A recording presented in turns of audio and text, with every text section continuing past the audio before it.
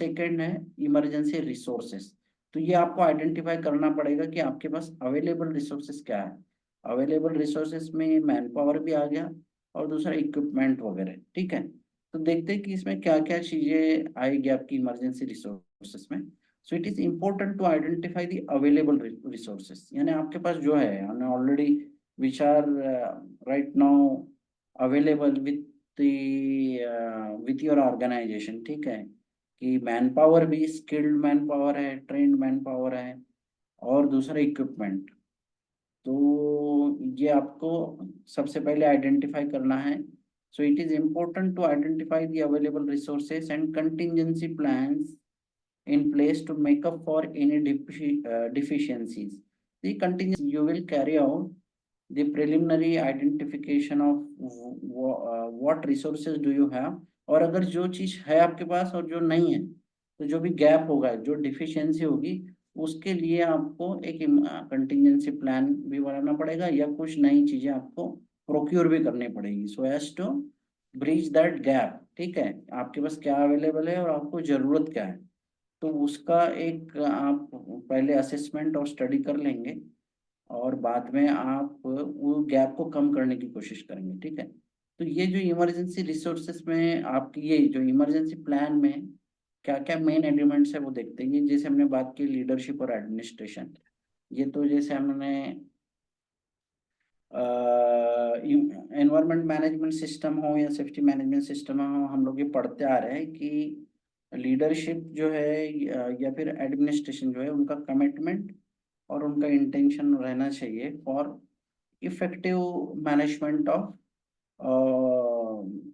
Your system, ठीक है। आपका जो भी मैनेजमेंट सिस्टम है, to address the occupational health risk, और जो भी अपॉर्चुनिटीज और चैलेंजेस होंगे उनको एड्रेस करने के लिए आपके लीडरशिप में कमिटमेंट रहना चाहिए, इंटेंशन रहना चाहिए। लेकिन यहाँ पर इमरजेंसी एक्शन प्लान की बात हम कर रहे हैं।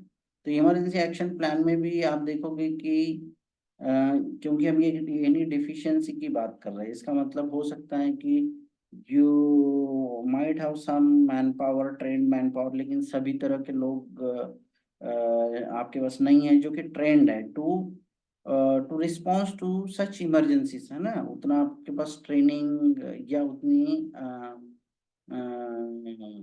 कैपेबिलिटी नहीं है उन लोगों की कि इमरजेंसी के समय में कैसे रिस्पॉन्स करें। इसका मतलब आपको you have to impart training to your team which you have identified that these persons will be responding during emergencies. तो वो तो आप जब इमरजेंसी एक्शन प्लान बनाएंगे और then you will form a committee or a task force for a development of emergency action plan, जिसमें कि अलग अलग डिपार्टमेंट के लोग रहेंगे, हो सकता है डिपार्टमेंट के हेड हो, और बाद में आप एक इमरजेंसी एक्शन प्लान बना रहे हो। ये आपका एक टास्क फोर्स रहेगा, एक कमेटी रहेगी, और आप you are considering each and everything जो अभी हम यहाँ इस प्लान में डिस्कस कर रहे हैं। So all such points will be discussed thoroughly, considering the availability of resources, maybe manpower, also the equipment, instrument, the capability of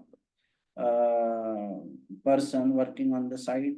तो ये हर एक चीज आप जैसे जैसे आप प्लान बना रहे हैं, आपको सोचते हुए आगे बढ़ना है इसमें, तब जाके ये प्लान कंप्लीट होगा। लेकिन यहाँ पर हम लीडरशिप और एडमिनिस्ट्रेशन की इसलिए भी बात कर रहे हैं कि बिकॉज यू नीड बजट, ठीक है। आपको पैसा लगेगा। ये जो इमरजेंसी एक्शन प्लान है जिसमें कि हो सकता है you are divide of your, आपके पास you are short of available, short of equipments, आपके पास उतने पीपी नहीं है, या फिर रिस्पॉन्स ड्यूरिंग इमरजेंसी आपको रिस्पॉन्स करने के लिए और भी कुछ इक्विपमेंट वगैरह लग रहे हैं, वो नहीं है आपके पास। इसका मतलब you have to allocate some budget to buy or to purchase or to procure such items। तो ये कहाँ से मिलेगा? जो भी डिसीजन मेकिंग मैनेजमेंट के लोग हैं वही ये कर सकते हैं, या जो एलाइट ऊपर में बैठे हुए लोग हैं। इसलिए यहाँ पे लीडरशिप और एडमिनिस्ट्रेशन की बात है कि what ever, because the upper management or the elite management has to allocate budget for procuring the emergency equipments, और इसीलिए उनका कमिटमेंट और उनका इंटेंशन रहना चाहिए टूवर्ड्स हेल्थ एंड सेफ्टी, और दूसरा एनवायरमेंटल प्रोटेक्शन के ऊपर। क्योंकि हम लोग यहाँ पे जो प्लान बना रहे हैं, we are considering all unforeseen events, जिसको हम इमरजेंसी बोल रहे हैं, जैसे केमिकल स्पिल हो गया, या फिर टॉक्सिक रिलीज हो गया ऑफ एनी केमिकल है, या फायर एंड एक्सप्लोजन है, या फिर कहीं सीरियस एक्सीडेंट हो रहा है, देन आपका इलेक्ट्रोक्यूशन है, जो हम देखते आ रहे हैं कि there are number of emergencies. तो इसके लिए